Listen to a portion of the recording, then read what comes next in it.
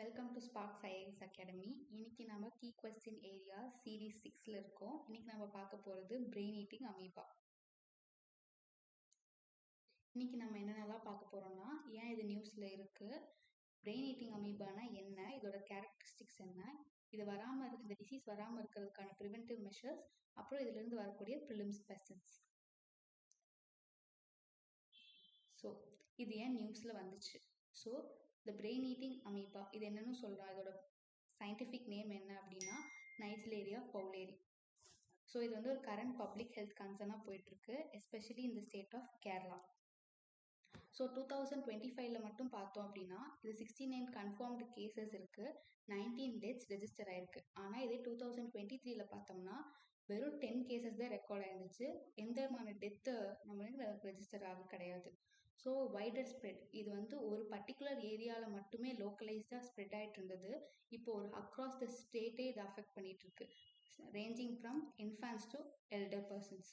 So இது public health ரெஸ்பான்ஸாக government என்ன பண்ணியிருக்காங்கன்னா ஒரு அர்ஜென்ட் பப்ளிக் ஹெல்த் கேம்பெயின் வந்து அனௌன்ஸ் பண்ணியிருக்காங்க, which involves chlorination drives, environmental sampling and increase hospital vigilance.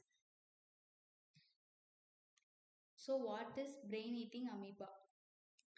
So brain eating amoeba அப்படின்னா என்னன்னா, it's a single cell micro organism. இதோட முன்னாடியே நான் சொன்ன மாதிரி இதோட சயின்டிஃபிக் நேம் வந்து நேஜிலேரியா ஃபவுலேரி. ஸோ இது எங்கே வாழும், இதோட ஹேபிடேட் என்ன அப்படின்னு பார்த்தோம்னா இது warm fresh water bodies like lakhs, reverse, hot springs இதில் தான் இருக்கும். அண்ட் புவர்லி மெயின்டைன் ஸ்விம்மிங் பூல்ஸ்லேயும் இதை நம்ம பார்க்கலாம்.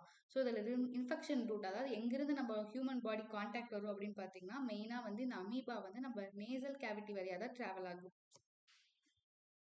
ஸோ அப்படி நேசல் கேவிட்டி வழியாக ட்ராவல் ஆகிற அமீபா எப்படி நம்ம பாடி இன்ஃபெக்ட் பண்ணுதுங்கிற மெக்கானிசம் பார்க்கலாம். ஸோ இது நம்ம நோஸ் வழியாக உள்ளே போய் நம்ம ஆல்ஃபேக்டரி நர்வ் ஆஃப் த பிரெயினில் போய் அது ஸ்டோர் ஆகிடும், அங்கேருந்து தான் நம்மளுக்கு இன்ஃபெக்ஷனை காஸ் பண்ணுது. So that infection is called as the primary amoebic meningoencephalitis. ஸோ இது நம்மளுக்கு என்ன பண்ணும் அப்படின்னா rapid inflammation and destruction of the brain tissues. So இது ஒரு கம்யூனிகபிள் டிசீஸ் கிடையாது, அதாவது ஒரு பர்சன் டு பர்சன் நம்மளுக்கு வரதுக்கு சான்ஸே இல்லை. இட்ஸ் அ நான் கம்யூனிகபிள் டிசீஸ். அண்ட் இது வந்து இதோட பாடிக்குள்ள என்டர் ஆகிற பாத் பார்த்தோம்னா நேசல் கேவிட்டி தான். நம்ம வாயில தண்ணி முழுங்குறதுனால நம்மளுக்கு எதுவும் ஆக போகிறது கிடையாது. Only through knows it can enter the body. So நம்மளோட கேரக்டரிஸ்டிக்ஸ் என்னன்னு பார்க்கலாம். இது வந்து ஒரு universally fatal infection condition. So it mainly affects the central nervous system. ஏன்னா இது பிரெயினில் அஃபெக்ட் ஆகுறதுனால இது சென்ட்ரல் நர்வஸ் சிஸ்டமே அஃபெக்ட் பண்ணிடும்.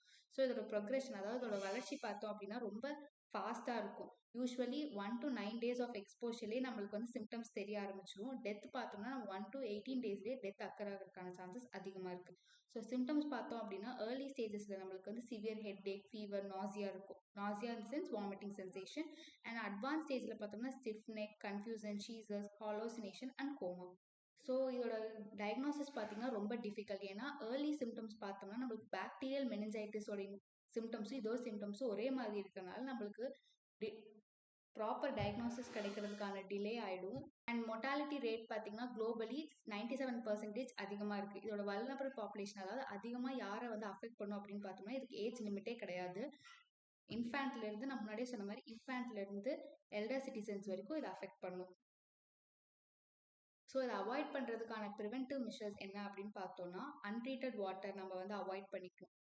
லைக் வந்து public swimming pools, diving, water activities இதெல்லாம் நம்ம அவாய்ட் பண்ணிக்கணும். Next use of nose clips should be encourage. அதாவது நீங்கள் இப்போ ஸ்விம் பண்ணுறீங்க இல்லை ஒரு கண்டாமினேட்டட் வாட்டருக்கு எக்ஸ்போஸ் ஆகுறீங்கன்னா நோஸ் கிளிப்ஸ் யூஸ் பண்ணணும், so that it won't enter through the nasal cavity. Next is safe nasal rinsing. So நம்மளோட நோஸை வந்து பாயில் வாட்டர், வார்ம் வாட்டரில் அடிக்கடி க்ளீன் பண்ணி ஹைஜீனாக வச்சுக்கணும். பூல் மெயின்டெனன்ஸ், இப்போ உங்ககிட்ட ஒரு ஸ்விம்மிங் பூல் இருக்குது, உங்கள் வீட்டு பக்கத்தில் ஸ்விம்மிங் பூல் இருக்குது, உங்கள் வீட்லேயே ஸ்விம்மிங் பூல் இருக்குது. ஸோ நீங்கள் ஸ்விம்மிங் பூல் வச்சுருக்கீங்க அப்படின்னா அதை வந்து ப்ராப்பராக சானிடைஸ் பண்ணி குளோரினேட் பண்ணி மெயின்டைன் பண்ணணும்.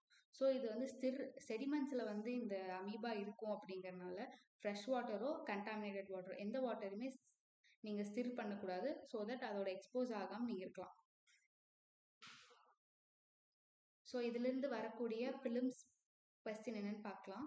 Consider the following statements above primary amoebic மெனிஞ்சோஎன்செஃபாலிட்டிஸ்.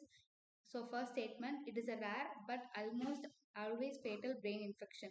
The infection is caused by Naegleria fowleri amoeba, which is found in warm, untreated salt water.